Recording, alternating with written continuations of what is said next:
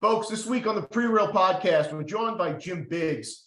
Jim is the founding partner of Jerome Enterprises and is also the founding member of the GOB Network. GOB Network is a network Jim's trying to launch and get off the ground that is basically a free network where he's pulling investors together of all different skill levels, people that are interested in being GPs, KPs, LPs, JVs, you name it. He's put together an interesting network there, and he's trying to provide folks with a hack to get to the actionable item of investing in the deal now. It's a fascinating story. There are a lot of great information in there, and Jim just ended up being a hell of a guy. So try not to miss this one, folks. Jim Biggs on the Prereal podcast. Are you ready to bring your real estate game to the next level? My name is James Prendamano. I'm the CEO and founder of Prereal, and over the past 25 years, I've closed over $1 billion in transactional real estate. Each week, I'm meeting with outstanding investors, high-performing individuals, and visionaries operating in the real estate space. These are the people that are actually out there in the real estate game right now getting it done. This podcast aims at bringing anyone's game to the next level. This is the Prereal podcast. Welcome, everyone, to the Prereal podcast. So we're joined this week, folks, by Jim Biggs. Jim is the founding partner of Jerome Enterprises, but he's also the founder of the GOB Network. And I'm fighting back a smile because we've been able to spend a few minutes offline before we started to record here. And I'm not going to get into a big, lengthy introduction here because I want this to flow organically. I've immensely enjoyed our time already, Jim. Thank you very much for taking the time and joining us today. James, thank you so much for having me, and it's a real pleasure to be here today. No, the pleasure's ours, and I'm thrilled to be able to share this with the audience. Folks, you for those who have listened, and we're so appreciative to those who have listened to each episode as they drop, as we've grown beyond what I ever imagined was possible. Sometimes you have a guest on, and in the first few minutes, you just feel a connection, you feel the authenticity, and strap yourselves in, folks, because I think we're going to have a hell of a show here. Jim, why don't we start with, let's go back to the beginning. You were a shipbuilder and a welder for the Nashville Bridge Company. This was not a path in life that I would assume at that point in time, you weren't thinking about the GOB network and all of the experiences you had to go through to get to your why and your passion for founding the GOB network. But let's talk a little bit about life back then when you're with the Nashville Bridge Building Company. Sure. I was orphaned at a young age and grew up in orphanages and foster homes, and really never had an example of what it meant to be successful or go to college. I didn't even know anyone that had gone to college or had owned a business. And so I was really raised in a with a poor mindset. And to be honest, I probably still have that little poor hillbilly boy mindset. But I went to work at Nashville Bridge Company because I felt an obligation to support a new family that I had started. So I dropped out of school in the 11th grade, went to work as a welder apprentice at Nashville Bridge Company, and shortly thereafter joined the United States Air Force. Was supposed to go into their hydraulics program, and instead got recruited in basic training to be a global survival instructor. And so I did that, and very shortly, like a year into it, was injured during training maneuvers and had to leave, and felt that was, at that point, the worst thing that ever happened in my life, because basically I was a big Boy Scout. I love the outdoors, love being alone in the woods, had kind of grown up that way. So I was really disappointed and had to make a big transition in life. So first of all, thank you for your service. From what I understand, that's an elite niche of folks in the Air Force. Is that correct? Yeah, today it's known as the SEER program. And so we are the special forces of the Air Force. So every branch has a special forces, and that's the Air Force. And we basically train flight crew, whether it be pilot, navigator, whoever's on the plane, and all the other branches of the service how to survive if they get shot down. And so it's our job to train them escape and evasion type tactics and how to survive with, basically whatever came out of that airplane with you. So the parachute and whatever is on your person. Where do we go from here? What's the mindset then, and what was the next step? Well, I didn't know where to go. I was a young kid, and I never had a thought beyond, most of us don't grow up with a plan in our head, whether we grow up poor or rich. Most of us don't have a plan for life. Life has a plan for us. And we just kind of go along and we try to bounce from one side of the hallway to the other, but trying to keep moving forward. And so for me, I had a friend when I came back home. They actually, I went back to work for a company that I worked for in high school, because I've worked since before I was old enough to work. I've had a job probably since I was 10 years old. And so during high school, I always had two jobs, two jobs in the summertime and then one during school year, because I was an athlete, so I couldn't hold down two jobs. So I went back to work for that company. They sent me to Chicago and basically elevated me from what I was in high school and was opening up new stores for them. And one of my very good friends at the time was working for a national concern as a regional sales manager, national sales manager, and hired me on as his partner. And so I basically left that job and became a national sales manager, and then did that for about a year. And then him and I decided to open up our own business. And that was the beginning of me becoming an entrepreneur. And for the better part of my life, I've owned a lot of different businesses, and that was kind of the beginning of that. Most of my entrepreneurship, most of my business ownership has been in new car franchises and businesses that were closely related to that.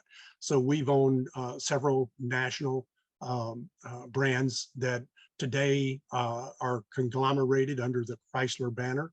So back then they would have all been individual franchises, and also under the Ford Motor Company franchise. We had Ford and Lincoln Mercury, or I'm sorry, Ford, Lincoln Mercury, and Jeep Eagle franchises, Chrysler, Plymouth, and Dodge franchises over the years, and always had a used car lot attached to those in addition. So we've been in several partnerships with those and have exited several of those. When did you formally launch Jerome? When did that actually, come into play and become, all right, this is what I'm going to do now and pursue this in a full-time way? Yeah, so a couple of things to unpack there, James. One is I think it's very important for us to touch on the fact that if you grow up poor like I did, or middle class, or lower middle class, upper middle class,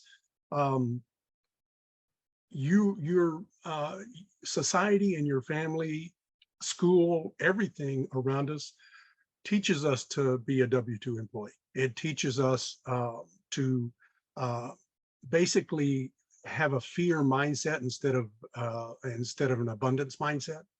And it will, for the majority of us, if you're offered a good enough W-2 job versus an unknown that might be your best path for life, that might be your best path toward financial freedom, building a generational wealth and a passive income, we won't take it. Fear, our upbringing, everything about nature will not allow most of us to take it. There is a very rare few that can live in that fear space, or they have nothing to lose and they just jump into it.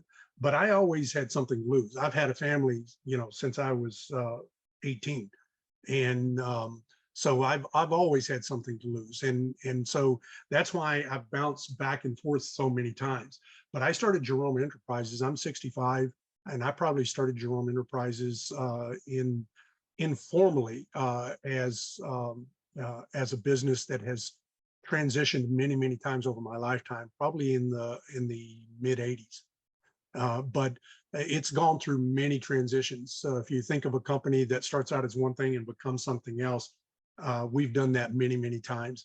And Jerome Enterprises today is primarily focused on raising capital. So you've owned and been a part of commercial transactions in real estate, single family residence. You've landed now and primarily focused, about 95% of the portfolio is focused on multifamily. What is it about the multifamily that kind of won the day for you? You don't need to be an expert to understand it.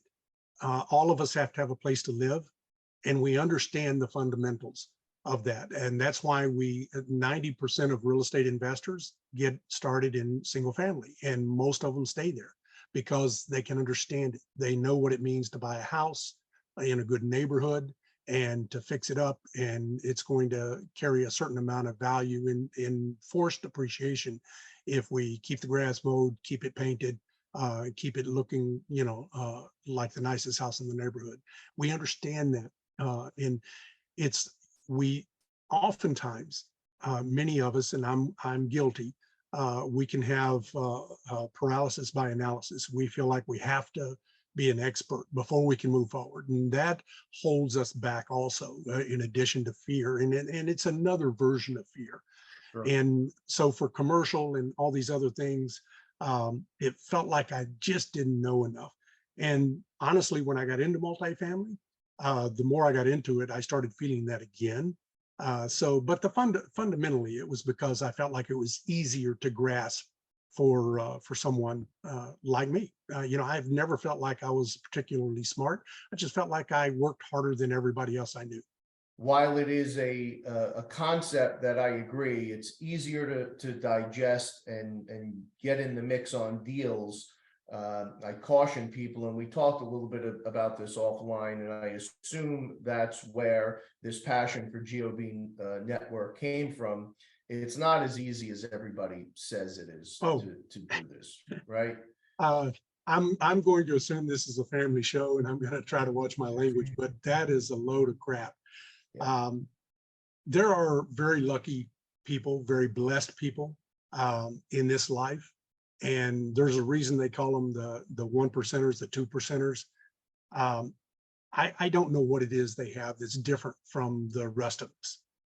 But the Tim Ferrisses of the world can figure out how to do a 4-hour work week.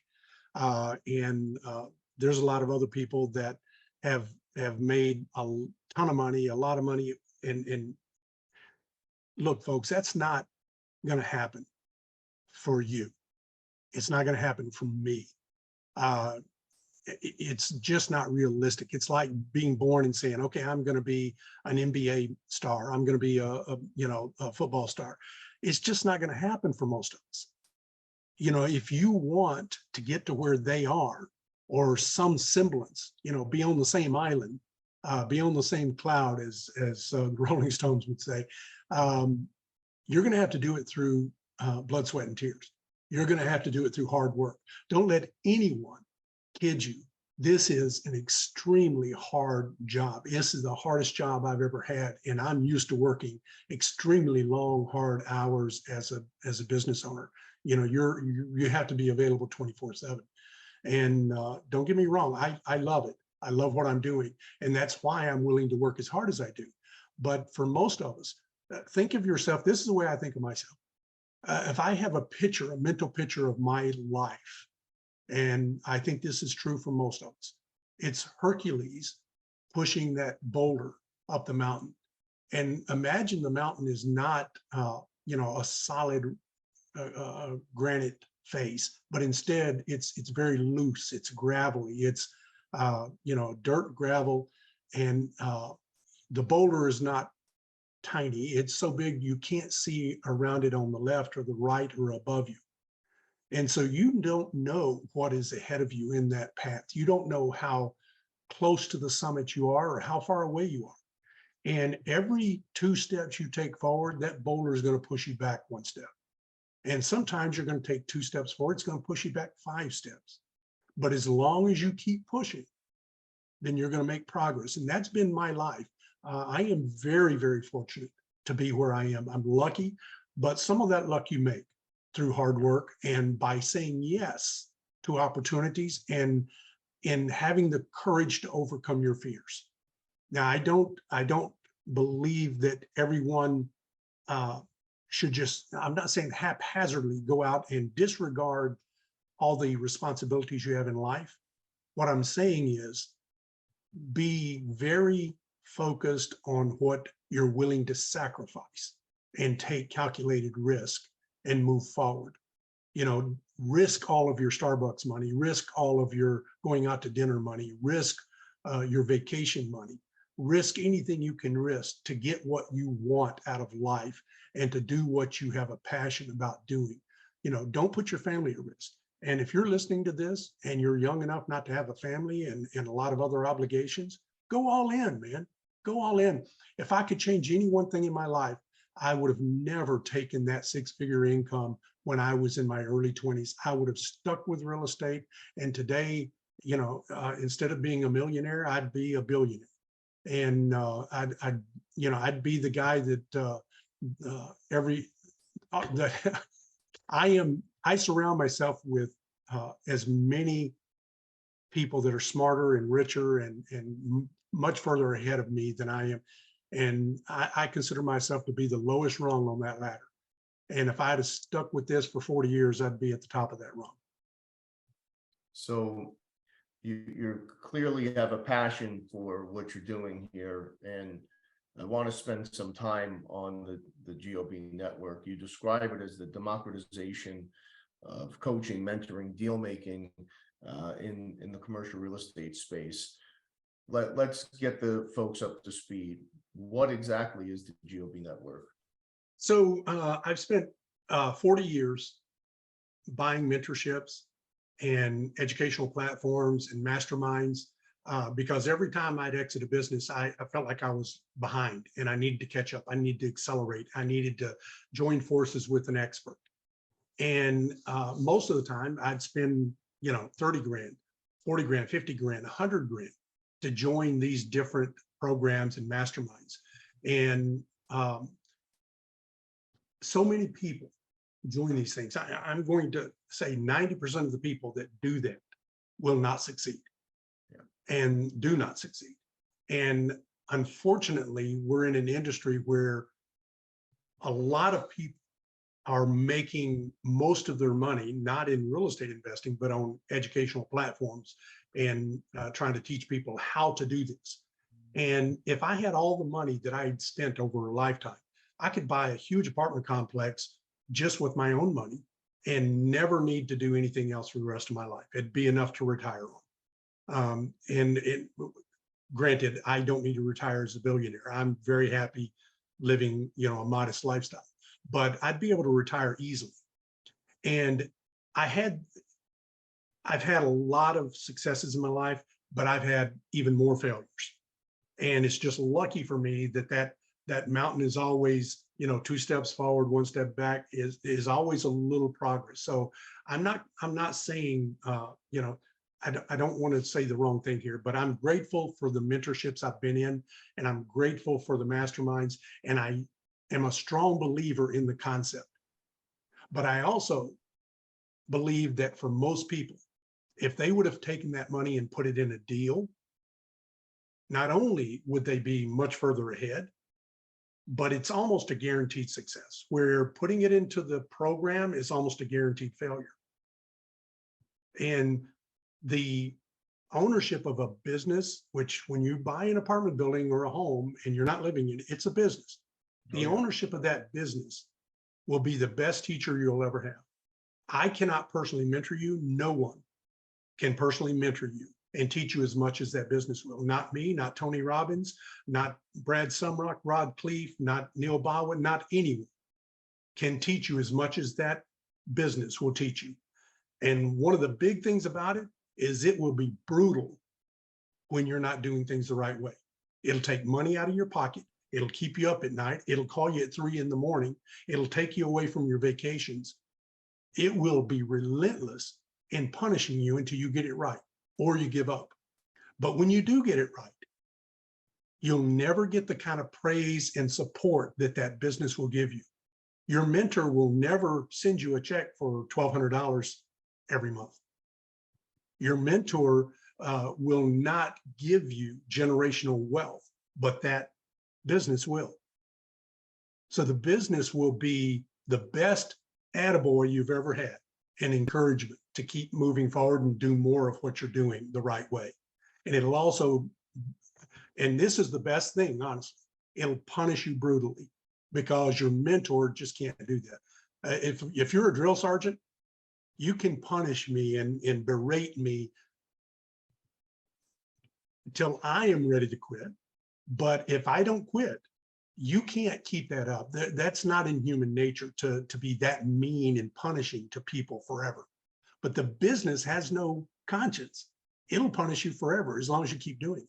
But your coach will not. Your coach will eventually, 99% of them will give up on you and say, hey, this just isn't for you. This guy just doesn't want it bad enough. This guy, you can lead a horse to water, but you can't make him drink. And that will be the mentality of most of your coaches after a period of time. And that's why 90% of people fail in this business. And so that was the genesis of starting the GOB network, is I wanted to turn the educational platform, the educational mentoring piece of this business on its head. I wanted to turn it upside down and do something that broke the paradigm and say to you, look, put your money in your deal. Don't put it into my mentorship. So I founded the GOB network as a nonprofit so that we give you everything that these programs give you and teach you how to do this, but encourage you to put your money into the deal, not into the platform. So we will never collect a penny that isn't in direct support of that program, of teaching people how to do this. And because of that, we're not going to need 50 grand. We just need enough money to keep the lights on. We just need enough money to keep the content on a website and to make it accessible to you. And I'm 65. I won't be around much longer on this earth, but I wanted this idea to be here for the next 100 years. And so that's why I founded it as a nonprofit, because when I'm gone, I want to make sure that this idea continues on without me. And I don't want it to be about me. And so I want it to be about the membership. I'm a big believer in, if you're familiar with terms like the hive mind or open source, or what's the other word I'm looking for? I'm losing it right now, but that idea of a community and several minds being smarter than one mind, and people having a passion and will do things. Microsoft is the biggest platform in the United States, but it's not the biggest platform in the world. Linux is. And most of the world, and even in the United States, what most people don't realize is most of the big platforms and companies run on Linux, and Windows is just the face. Microsoft is just the face. And Microsoft is a huge multinational corporation, and most people know that the founder is, filthy rich. Nobody knows who the founder of Linux is, because he doesn't make any money off of it, because it is founded as an open source network. It's free to anyone who wants to use it. Now, several people will go in and take that and build around it and change a few pieces, change the color and charge for it. But for the most part, Linux is open source. And what I love about that is that if you have a brilliant idea, you're a programmer and have a brilliant idea at Microsoft, but you're on a project, and your project is to do A, but you've got all these ideas how to make the whole project better. When you go to work, they're going to tell you, look, that's nice, but you've got a job to do. And at 5 o'clock this afternoon, I want that on my desk. And so you feel frustrated, you feel locked, you feel like you can't escape, your creativity is smothered. So if you go home at night and you're a programmer, about Linux, what are you going to do? You're going to go implement those ideas on Linux, and Linux eventually becomes stronger and better than anything in the world. In the beginning, Microsoft blew it away because Microsoft had hundreds of paid programmers and they had nothing but volunteers. But in the long run, if you look at things in the future, it is impossible for Microsoft to compete, because everyone that goes home frustrated will build what they want to build in Linux, and you'll have eventually millions of programmers compared to thousands. And so that's what we're trying to build within the GOB network, is a membership driven platform that is has a hive mind. And we want people to keep their money in their pocket and be able to find everything that they need to find in one resource, and help them build some generational wealth, help them get to where, to be as lucky as I am, you know, to be able to travel the path that I've traveled and the journey that I've traveled, and lift themselves up out of, whether they're lifting themselves out of poverty, or whether they're lifting themselves up out of a drudgery. You know, they say 80% of people hate their 9 to 5. So Yeah. if they're just lifting themselves up out of that to follow their passion, you know, we want to service, we say underserved communities, but that's a loaded word. That doesn't mean just poor communities. It does, but it doesn't mean just that. It could be the next Bill Gates of the world, who's frustrated and with what life is trying to hand him, and wants to build a Microsoft. And so he goes into his garage and does it. We want to provide the resources for that creativity and for that frustration, and also for those underserved people.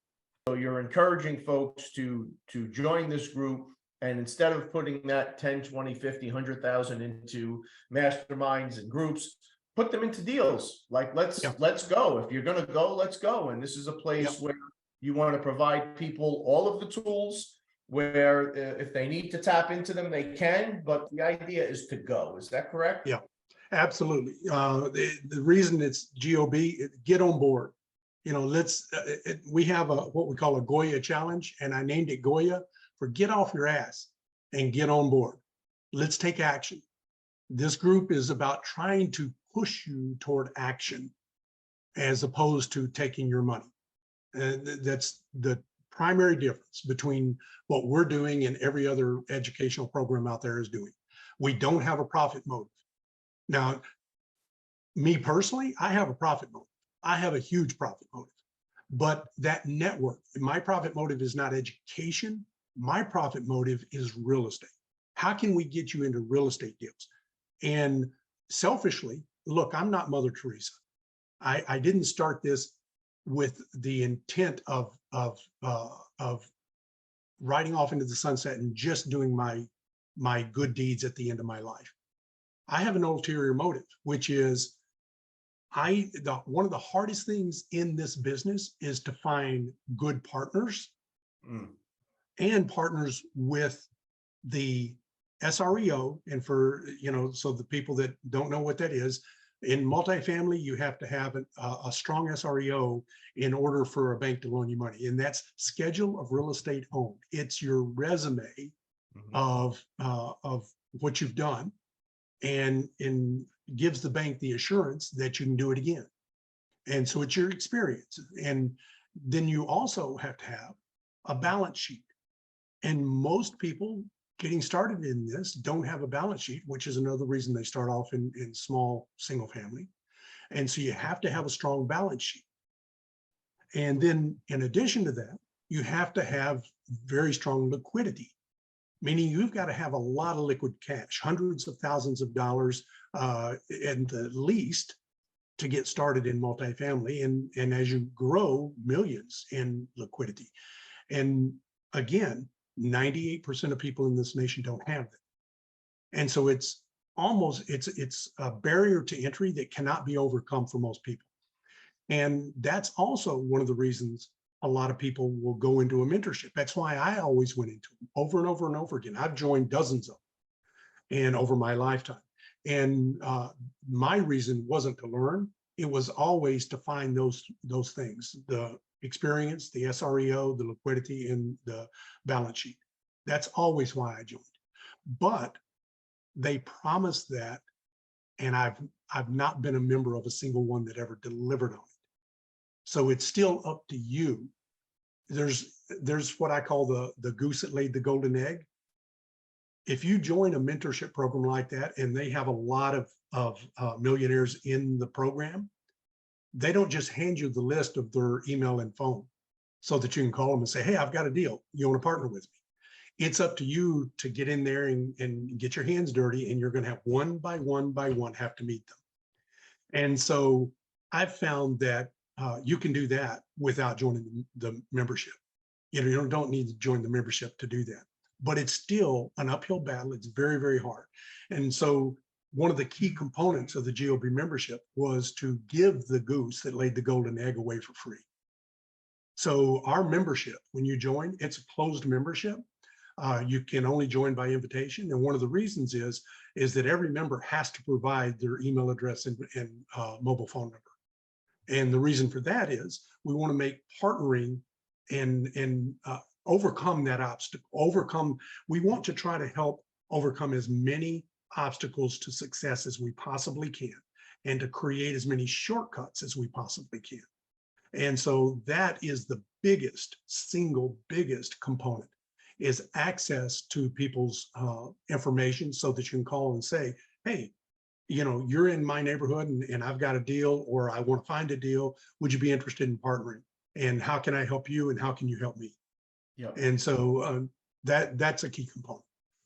So are you focused on bringing in, greenhorns, newbies that have no real estate experience, or, grizzled vets like we are? Who are you looking to attract into the network? So everyone, we want this to become, if I could combine Bigger Pockets with every educational platform on every different aspect of real estate, 20 years from now, that's what I want this to be, 40 years from now. And so in the beginning, its primary focus is multifamily, because that's what I know the most about, and that's where most of my experience is. And this thing was built on me. But very quickly, I knew what I wanted it to be was I wanted every type of person on the platform. So right now, yes, almost all of it is multifamily, although we're starting to get, we have several investors this year that have started investing in single family portfolios. We have several members that are doing RV parks. We've got some members doing industrial, but 99% of it is still apartment complex and multifamily. And I made sure that we had several people like me on the platform that could be your sponsor. That when you found a good deal, you're still going to need a sponsor, and the bank is going to require you to have a sponsor. And so I made sure to bring people on the platform, because I didn't want anyone to feel like they had to do business with me, because I'm not everyone's cup of tea. There's people who are going to look at me and say, I don't want to do business with that, redneck hillbilly. I wanted the Harvard business graduate. So I made sure to bring enough people onto the platform that can do what I do. And I believe in competition. So I'll get my fair share of deals, but they'll get their fair share of deals. And we just want to make sure that all the resources you need, if you are brand new, are there.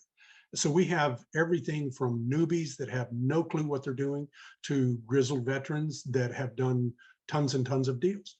And we make that available to everyone in the network. And what you were referencing there is essentially you've brought a number of KPs into the network. So if you need a sponsor and you have a deal, there's a number of different folks they could speak to and try and win their business and win their partnership through their pitch. Yeah. And when you join, we have a vetting process where we try, and we're behind because we've grown so much faster than we anticipated. But we encourage everyone to have a complete profile. So it doesn't take much to join. What you need to join is you need to know a member, and it's easy enough to find out if you know one. You just go online and look at our membership. It's open to the public. You can see who's a member. Or you go on one of our Facebook groups or our LinkedIn group and say, hey, I'm new to this. I'm very interested. Would somebody here, does somebody know me or want to sponsor me? And so that's the easy way to get in. We don't create a high barrier to entry, but we want there to be a barrier to entry, because we want to know who's here And we want to make sure that we have a like-minded community. And so when you join, we require you to have a sponsor because we want you to have a follow-up phone call with somebody to see what your goals are and to see where you are in the process and to help fill out the application. The application is going to determine where are you in this process? Are you a KP? Are you an LP? Are you a GP? Do you only want to do JVs? What markets are you in? What are a lot of these parameters? So I can go into my database and search. If I need a KP in Atlanta, I can go into my membership profile and search for a KP in Atlanta, and boom, I might get 3 of them and instantly be able to call. Do you know what I had to go through to find that when I decided I wanted to be an investor in Dallas?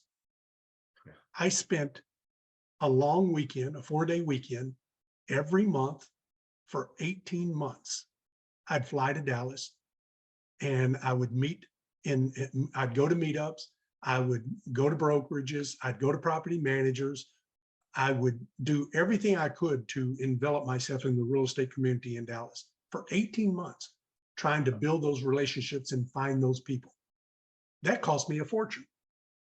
Cost me a small fortune. Each time I'd go, I probably spent $5,000, $6,000. But that's what it took for me to find those resources. And I realized that's part of that goose that laid the golden egg. If I could say to you, I can give you that in 2 minutes as opposed to 2 years. What kind of value, what is that worth in dollars to you? Would you spend 50 grand for that? That's the illusion that a lot of these programs are selling you, that you'll have them. But in reality, you don't have it, because when you join, yes, those people are there, but it's still going to take you a long time because you got to build the relationships individually. With mine, and you don't know what their capacity is and what they want to do. But in the GOB network, you can find out instantly. How big is the network now? I mean, I know you guys are just getting it going, and you're growing at a rate you didn't expect, which is good. But how big is the network at this point? I have not checked lately, and my website designers took my counter off of my website. It used to have a daily counter that updated how many members, but my guess is we're probably at around 1,500 members right now. Okay. And if people want to learn more about this, Jim, where do they go? gobnetwork.com. Okay. And if they want to learn more about Jerome, are they still going to find you through GOB, or are we directing them someplace else? Really, if they're interested in investing in any of my deals, once you go to gobnetwork.com, we have the GOB Network Fund A and Fund B, but you can link through that. And if you're ready to invest in a deal, if you're looking to be an LP investor, that would be the best way to connect with me is through the fund. But I'm all over social media. I don't hide anything. If you go to my LinkedIn profile and click on it, it'll give you my email address, my phone number, my wife's phone number, my kid's phone number, my date of birth. I'm an open book. But it is getting harder to get in touch with me because I'm quite honestly, I've got a ton of irons in the fire. Yeah, we have a board of directors, though, that want to personally interview each and every person that joins and wants to help each individual. So if you're ready to take action and need someone to talk to, then you just need to go to GOB Network and join and make that, we have a private Slack channel, and you can get in there, and we have our members are, look, this is not Bigger Pockets forum. You're not going to ask a question and get 100 answers from people that have never done it and don't know what they're doing. And then one answer from somebody who knows what they're talking about. Here, it's going to be the opposite of that. Most of the people that are answering are experienced people that have done it before and can really help you. This has been a fascinating chat, Jim. I very much appreciate the time. best of luck in all of your endeavors. And folks, as always, all of the links will be down below.